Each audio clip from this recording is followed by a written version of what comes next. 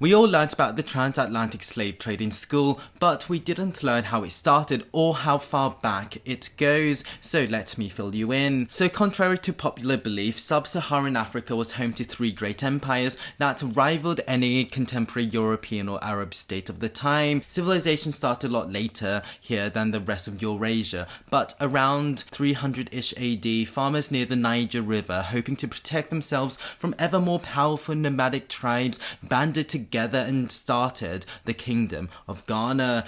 It was a really great place for civilization. The river was fertile, there was plenty of salt to preserve food, and the land was very rich in gold. During the 600s, when Arabs conquered North Africa, camels were introduced to the area, and for the first time in history, Sub-Saharan Africa was connected to the Mediterranean world, and by 800, Ghana was the westernmost destination of the Trans-Eurasian trade route. By trading gold, Ghana became incredibly rich. Unfortunately, they also became the primary source of slaves for the Arab slave trade, also known as the Trans-Saharan slave trade. The Ghana were then replaced by the Mali, who are today famous for Mansa Musa, the richest man who has ever lived.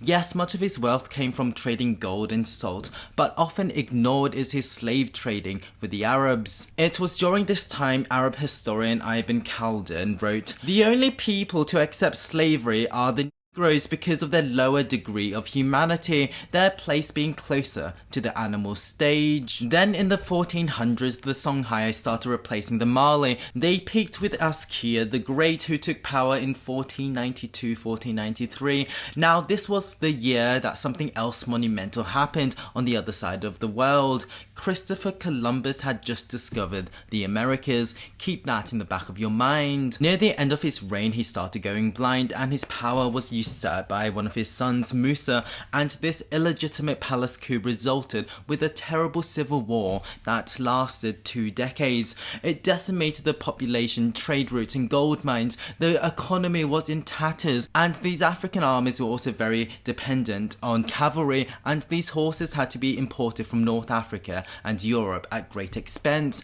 How to pay for them when you have no gold? Well, because of the abundance of prisoners of war captured by all sides during the Civil War, they were paid using slaves. Lamenting these events, the Timbuktu Chronicles asked, what caused the ruin of the state of Songhai and compelled God to throw it into disorder? What brought divine punishment down upon its citizens? Was it their failure to observe the laws of God, the injustice of slavery? And it just happens that during this time, the Portuguese were setting up trade posts from Morocco down and around Africa, and the Spanish were looking for labourers to work on their plantations in the New World. Within 50 years of the death of Askia the Great, 250,000 Africans had been transported to the New World as slaves. The Songhai would reunify, but it would now genuinely be a proper slave economy in every sense of the term, with the former citizen farmers being replaced with slave plantations,